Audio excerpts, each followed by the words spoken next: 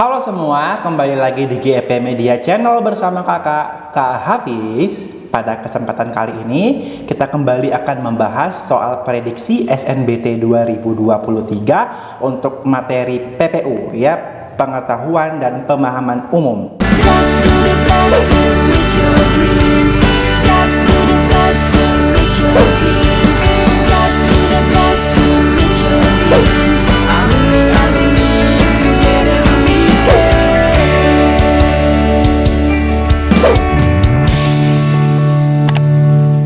Mau belajar TPS UTBK 2023 versi terbaru?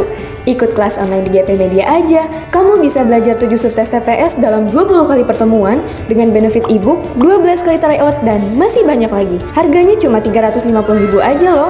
Ayo buruan daftar dan jangan ketinggalan. Kapan lagi kamu bisa ikutan tryout UTBK gratis di GP Media? Kalau bukan sekarang, ikuti syaratnya dan kirim bukti screenshot di gpmedia.id ya. Jangan sampai ketinggalan.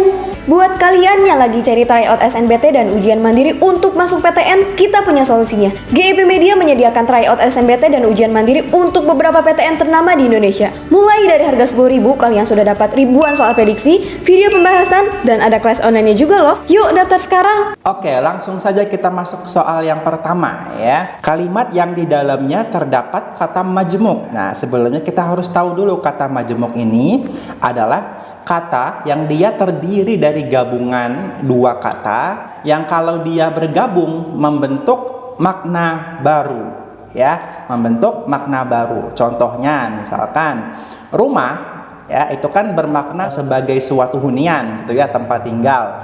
Dan sakit, ya, sakit kan berarti ya sakit gitu ya.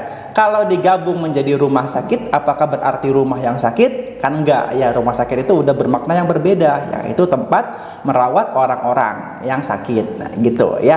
Contohnya juga meja makan ya. Meja kan maknanya meja ya, biasa ya. Terus makan maknanya ya makan gitu kan, kata verba. Kalau digabungkan menjadi meja makan, ya dia membentuk sesuatu makna yang berbeda lagi. Nah, gitu ya.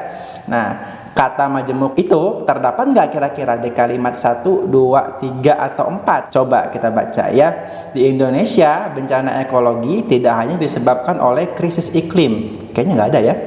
Ya nggak sih? Nah, oke. Coba yang 2. Bencana ekologi itu disebabkan oleh perpaduan sempurna antara krisis iklim dan buruknya tata kelola. Oh, mungkin di sini kalian berpikir tata kelola ini adalah kata majemuk ya. Tata kelola ini nih, apakah dia merupakan kata majemuk?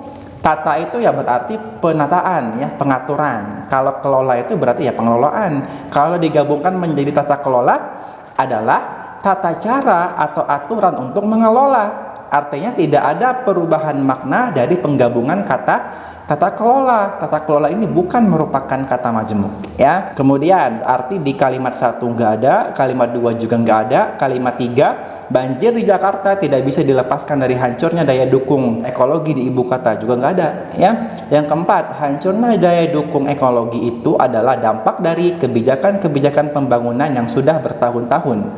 Oke, yang kelima, nggak ada juga ya. Banjir di Jakarta tidak bisa dilepaskan dari maraknya alih fungsi daerah resapan air menjadi kawasan komersial.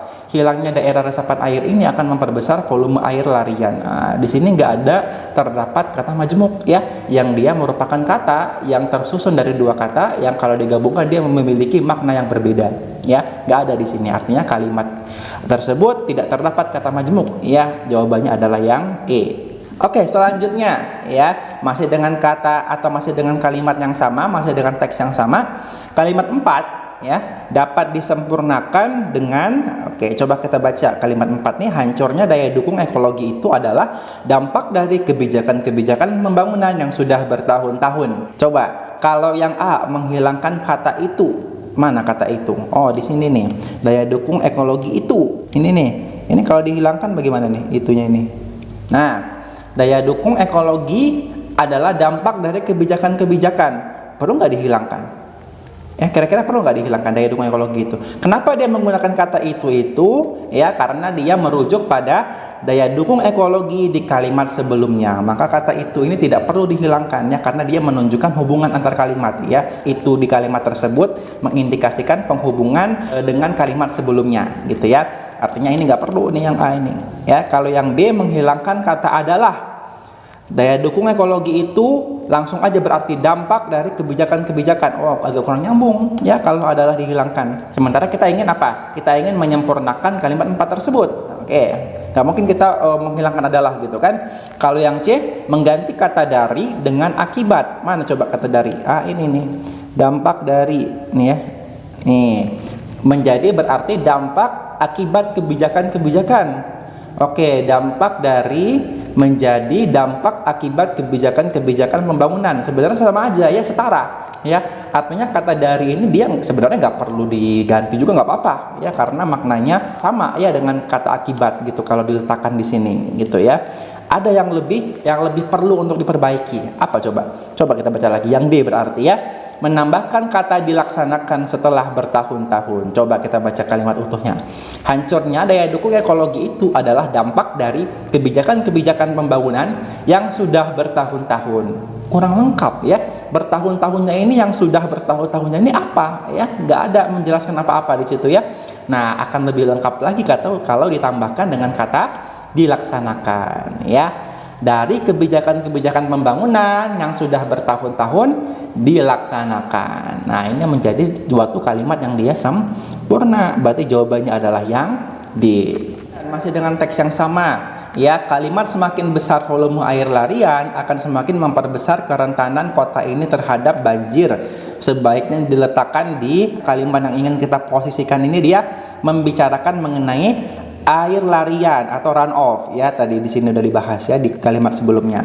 Nah, di mana kalimat di teks ini yang dia membahas run off? Iya, di kalimat E6.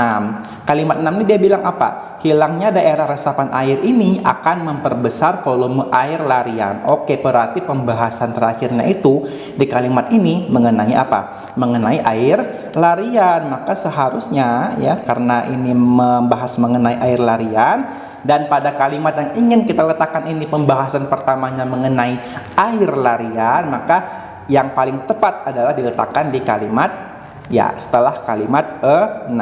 Karena kalimat 6 dia membicarakan mengenai air larian untuk pembahasan terakhirnya, sementara kalimat ini membicarakan awalnya mengenai air larian juga ya. Nyambung berarti kalau kita letakkan di setelah kalimat 6. Oke, untuk latihan kalian di rumah ya, silahkan dikerjakan soal ini ya dengan teks yang berbeda. Pertanyaannya bisa dibaca di sini. Tuliskan jawaban terbaik kalian di kolom komentar ya. Untuk video pembahasan berikutnya silahkan pantengin terus ya di GEP Media Channel. Terima kasih, bye bye.